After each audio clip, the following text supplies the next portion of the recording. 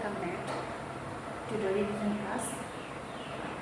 Today I am going to revise the second unit lesson, that is the grounds of induction. Agamoner Bhitti. So all of you know that what is called the ground? The ground means the processes and principles depending on which induction establishes each conclusion. The processes and principles depending on which induction establishes each conclusion. Those processes and principles are ground of induction. And I already told you that there are two types of the grounds of induction. One is what? Formal ground. One is formal and number two is material. Formal and material. তোমালোকে সকলোৱে জানা যে আগমনৰ বৃত্তি আছে আৰু আগমনে যে এটা ছাত্ৰ সাৰ্বিক ব্যৱস্থা প্ৰতিষ্ঠা কৰে সেই বস্তুটো প্ৰতিষ্ঠা কৰিবলৈ যাওঁতে কি কৰে কিছুমান নীতি নিয়ম বা বিধি প্ৰক্ৰিয়া নিৰ্ভৰ কৰে সেই বিধি প্ৰক্ৰিয়া বা নীতি নিয়মবিলাকক আগমনৰ বৃত্তি বুলি কোৱা হয়। আৰু সেই আগমনৰ বৃত্তি কেই প্ৰকাৰৰ আৰু কি আগমনৰ বৃত্তি হৈছে দুই প্ৰকাৰৰ, আকাৰগত বৃত্তি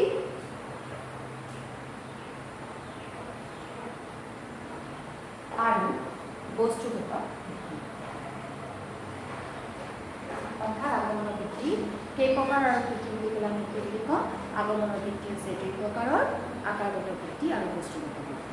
এতিয়া আমি আগতে গম পালোঁ যে বৃত্তি মানে হৈছে কি কিছুমান প্ৰক্ৰিয়া বা বিধি যিবিলাকৰ ওপৰত নিৰ্ভৰ কৰি আগমনৰ এটা যথাৰ্থ সাৰ্বিক বস্তু প্ৰতিষ্ঠা কৰে। So grounds of induction means the some processes and principles depending on which induction establishes a general real propositions. And how many types of the grounds of inductions are there? There are two types of the grounds of induction. One is formal ground and other is material ground. So all of you know that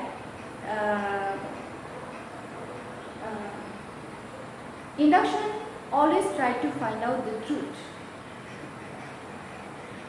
One is formal truth and other is material truth. So what is called the formal grounds of induction? Those processes and principles which guarantee the formal truth of the conclusion which is established by induction. Those processes and principles are the formal grounds of induction, which guarantee the formal truth or the conclusion established by induction. Those processes and principles are called the formal grounds of induction. And the material grounds, what is the task of the material grounds?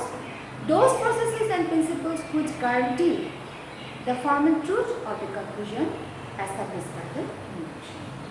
আকাৰগত বৃত্তি কাক কয়? যে যিবিলাক বিধি বা প্ৰক্ৰিয়াই আগমনী প্ৰতিষ্ঠা কৰা সিদ্ধান্তটো আকাৰগত সত্যতা নিৰূপণ কৰিব তাক ক'ব কি? আকাৰগত বৃত্তি। আৰু যিবিলাক বিধি বা প্ৰক্ৰিয়াই আগমনী প্ৰতিষ্ঠা কৰা সিদ্ধান্তটো বস্তুগত সত্যতা নিৰূপণ কৰিব তাক ক'ব বস্তুগত। এতিয়া পুনৰ আকাৰগত বৃত্তি কেই প্ৰকাৰৰ আৰু কি? আকাৰগত বৃত্তি হৈছে কি? দুই প্ৰকাৰৰ। সেইকেইটা হৈছে কি? প্ৰকৃতিৰ একৰূপতা বিধি আৰু কাৰ্যকাৰক বিধি। আকাৰগত বৃত্তি হৈছে এই আকাৰগত বৃত্তি পুনৰ কিবা কথা কৈছে সেইটো হৈছে কি?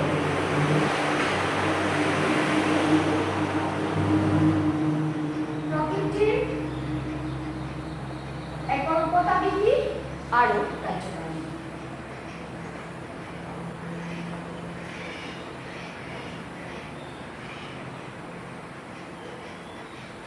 আকাৰগত বৃত্তি কেই প্ৰকাৰ বুলি ক'লে আমি কি বুলি ক'ম? দুই প্ৰকাৰৰ। এটা আছে প্ৰকৃতিৰ একৰূপতা বিধি আৰু কাৰ্যকাৰক বিধি। There are two types of formal ground. They are law of uniformity of nature and law of position. Again, the material ground is also classified into two heads. One is number A is observation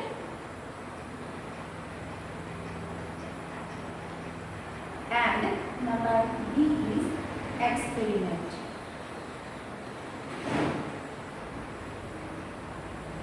The material ground is also classified into two heads. They are observation and experiment. বস্তুগত ভিত্তি কেই প্ৰকাৰৰ আৰু কি দুই প্ৰকাৰৰ।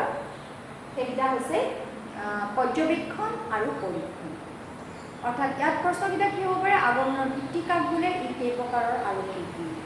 আগমনৰ আকাৰগত ভিত্তি বুলিলে কি বুজায় ই কেই প্ৰকাৰৰ আৰু কি কি আগমনৰ বস্তুগত ভিত্তি বুলিলে কি বুজায় ই কেই প্ৰকাৰৰ আৰু কি কি আগমনৰ বস্তুগত ভিত্তি কেই প্ৰকাৰৰ আৰু কি কি তিন প্ৰকাৰৰ পৰ্যবেক্ষণ আৰু পৰীক্ষা There are two types of material grounds. They are observation and explanation. So I already completed about the material grounds of formal grounds of induction. আকাৰগত ভিত্তিটো মই ইতিমধ্যে তোমালোকক শেষ কৰিছোঁ এতিয়া এইখিনি হৈছে আগমনৰ ভিত্তিৰ মূল এতিয়া আমি আহিব লাগে যে প্ৰকৃতিৰ একৰকতা বিধিৰ অৰ্থ কি What is the meaning of the law of uniformity of nature? The meaning of the law of uniformity of nature is the nature behaves similarly under the same circumstances. মই তোমালোকক সৰুকে অলপ যিখিনি পঢ়ালো আকাৰগত ভিত্তিৰ ওপৰত সেইখিনি অলপ এটা ধাৰণা দি গৈছো I try to give you an idea regarding the grounds of induction, that is formal grounds of induction. I revise it. Okay. So, what is the meaning of the law of uniformity of nature? The meaning of the law of uniformity of nature is the nature behaves similarly under the same circumstances. Prakriti eke obosthat eke acharon kore. Prakriti ekrota boli ortho ki eke obosthat prakriti kodai eke acharon kore.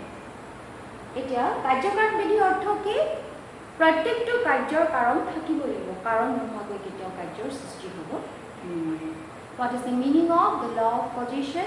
The meaning of the law of causation is that every effect must have a cause. Every effect must have a cause. That is the meaning of the law of causation. And these are the two types of the grounds of formal grounds of induction. And next,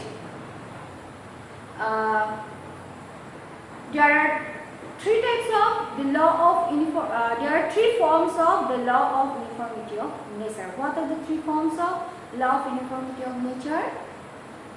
They are the uniformity of succession, the uniformity of coexistence, and the uniformity of equality and inequality.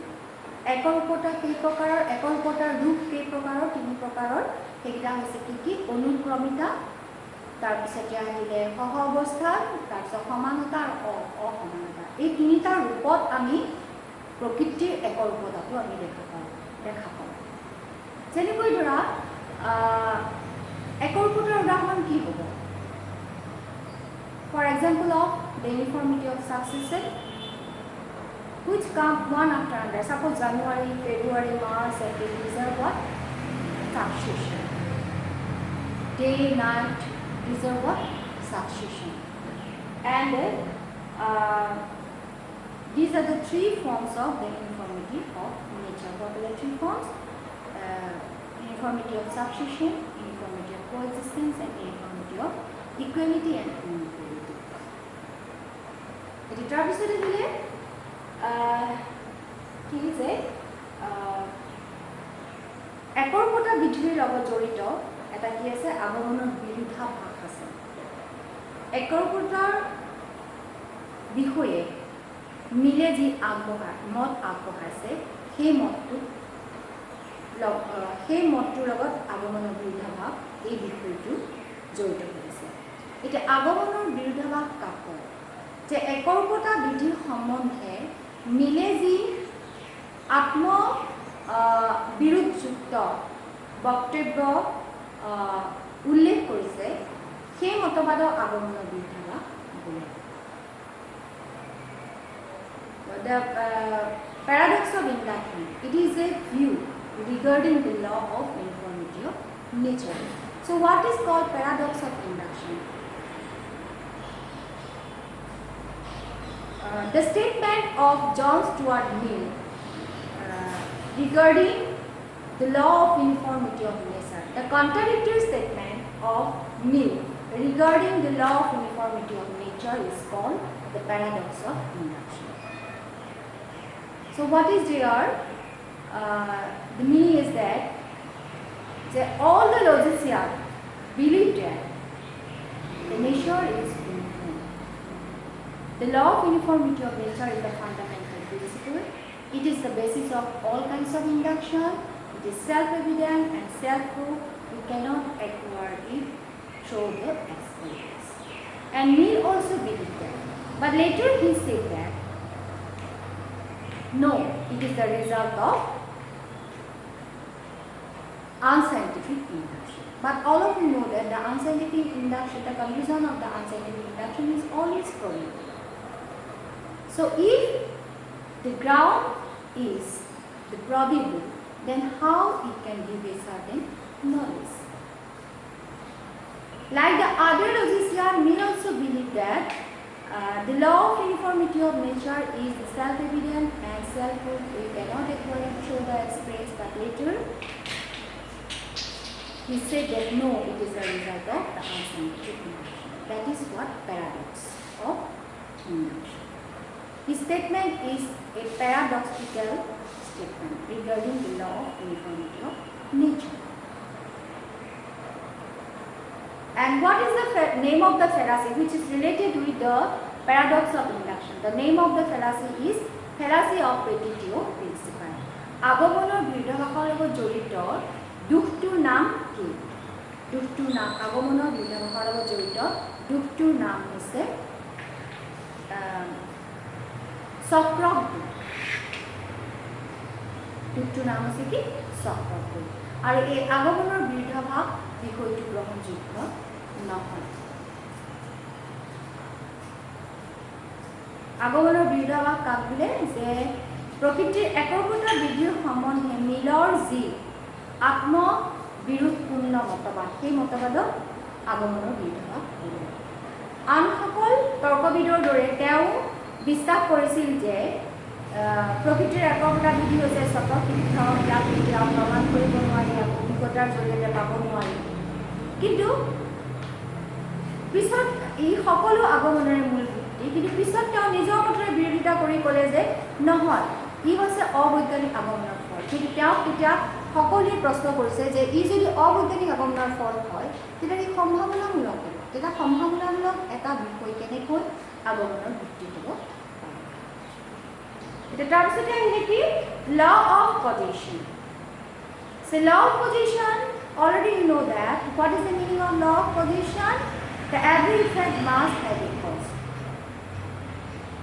প্ৰত্যেকটো ঘটনাৰ কাৰণ থাকিবই লাগিব। যেনেকৈ ধৰা বানপানীৰ কাৰণ হৈছে, কেতিয়া বানপানী উদয় হ'ব তাৰ কাৰণ হ'ব পাৰে কি যে নদীৰ পাৰ ভাঙি গ'লে, চুইচ গেট ভাঙিলে বা বেছি যদি বৰষুণ হয় তেতিয়া বানপানীৰ সৃষ্টি হ'ব পাৰে। What are the causes of flood? All of you know that. If the heavy rain, due to the heavy rain and breaking down of river bank, these are the different causes of the flood. So, but what is cause? What is the definition of cause? The definition of cause as given by the different logicians, but among them the definition of the cause which is given by the Carvedry is acceptable. So what is definition is given by the Carvedry? According to Carvedry, there are two aspects in a cause. What is cause? What is aspect? Qualitative and quantitative. Qualitatively, which is cause? Cause is invariable, immediate, unconditional antecedent to the effect. That type of antecedent event we can consider as a cause. These are the qualities.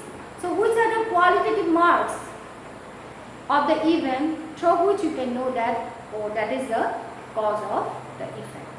So what are the qualitative marks? Invariable, immediate, unconditional antecedent. These are the 4 marks of the event. Which have these 4 marks, that event we can consider as a cause.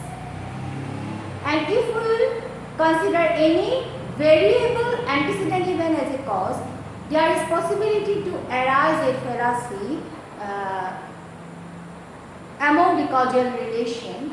And what is the name of that fallacy? The fallacy of post hoc ergo propter hoc. কারণ কাক বলে? এই সম্পর্কে কাৰণৰ সংজ্ঞা সম্বন্ধে বিভিন্ন তৰ্কবিদে বিভিন্ন সংজ্ঞা আগবঢ়াইছে, কিন্তু সকলোবিলাকৰ ভিতৰত কাৰ্ভেট্ৰিডে কাৰণৰ যিটো সংজ্ঞা দিছে সি বিশেষভাৱে গ্ৰহণযোগ্য তেওঁৰ মতে কাৰণৰ দুটা দিশ আছে এটা হৈছে গুণগত দিশ আনটো হৈছে পৰিমাণগত দিশ কেইটা দিশ আছে কাৰণৰ দুটা দিশ গুণগত আৰু পৰিমাণগত গুণগত দিশৰ পৰা কোনবিলাক ঘটনাক আমি কাৰণ বুলি কম যিবিলাক ঘটনা কাৰ্যৰ নিয়ত অব্যৱহৃত পূৰ্বহীন চৰ্তহীন ঘটনা সেই ঘটনাবিলাকক আমি কি বুলি ক'ব পাৰিম কাৰণ বুলি ক'ব পাৰিম এইবিলাক হৈছে তাৰ গুণগত কিছুমান গুণ যিবিলাক ঘটনাৰ এই গুণবোৰ থাকিব সেই ঘটনাটোকে আমি কোনো এটা কাৰ্যৰ আমি কাৰণ বুলি তাক ৰিকগনাইজ কৰিব পাৰিম যিকোনো পূৰ্বৱৰ্তী ঘটনাক আমি কাৰণ বুলি ক'ব নোৱাৰোঁ আমি যদি যিকোনো অনিয়ত পূৰ্বৱৰ্তী ঘটনাক আমি কাৰণ বুলি কওঁ তেতিয়াহ'লে কাৰ্যকাৰণ সম্বন্ধৰ মাজত কি হ'ব পাৰে কাকতালীয় দিশৰ সৃষ্টি হ'ব পাৰে আচ্ছা যিকোনো অনিয়ত ঘটনাক যদি আমি কাৰ্যকাৰণ সম্বন্ধ হিচাপে দেখুৱাওঁ তেতিয়াহ'লে কি দিশৰ সৃষ্টি হয় সেই দিশটোৰ নামটো কি কাকতালীয় দিশ কাক বোলে যে যদি যিকোনো অনিয়ত পূৰ্বৱৰ্তী কোনো কাৰ্যৰ যিকোনো অনিয়ত পূৰ্বৱৰ্তী ঘটনা কাৰণ বুলি মানি লোৱা হয় তেতিয়া কাৰ্যকাৰণ সম্বন্ধত যি দিশৰ সৃষ্টি হয় তাক কি বুলি কয় কাকতালীয়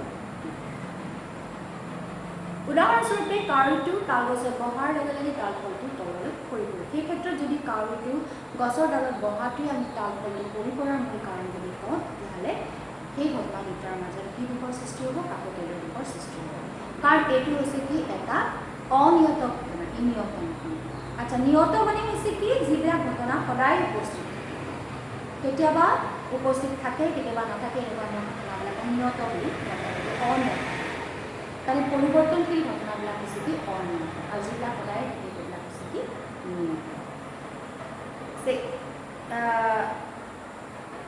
invariable antecedent event you can consider as a cause. The meaning of invariable is unchangeable, which is always present before the effect. That is invariable. And variable antecedent event we cannot consider as a cause because it will create a fallacy. And the name of that fallacy is the fallacy of post hoc ergo. And quantitatively, what is cause? Quantitatively, cause is always equal to the effect. পৰিমাণগত দিশৰ পৰা কাৰণ কাক বোলে কাৰণ কি কাৰ্বনিডৰ মতে পৰিমাণগত দিশৰ পৰা কাৰণ কাৰ্য সমতুল্য এতিয়া আমি কাৰণৰ ক্ষেত্ৰত সমতুল্য বুলি কোৱা আছে তাৰমানে কি হয় অৰ্থাৎ সেইটো দিয়া হৈছে পদাৰ্থ বিজ্ঞানৰ এটা বিশেষ নীতিৰ ওপৰত নিৰ্ভৰ কৰি সেই নীতিটো হৈছে দ্ৰব্য আৰু শক্তিৰ অবিনশ্বৰতা The law of conservation of matter and energy depending on that the quantitative definition of the cause is given. And according to this principle the matter and energy never increases or never decreases. It is always remains same but one can convert but their form can change. One can change their form to the other form. For example, how we get water from the hydrogen and oxygen? So when the water is produced, it changes the form from the gaseous to liquid. And there are also the cause and conditions. So what is condition? Conditions are the essential part of the cause. And there are two types of condition. One is positive condition, another is negative conditions. So what are the differences between cause and conditions? The cause are self-sufficient, but conditions are the essential part. It cannot produce an effect independently, but cause can produce an effect independently. যে কারণ আর উপকারণ যে কারণ নিজে পর্যাপ্ত হয় কিন্তু উপকারণ পর্যাপ্ত নহয় উপকারণ হচ্ছে কারণের এক অপরিহার্য উপকারণ হচ্ছে দুই প্ৰকাৰৰ সদৰ্থক আৰু অনৰ্থক আজিলৈ তোমালোকৰ ৰিভিজন ক্লাছটো ইমান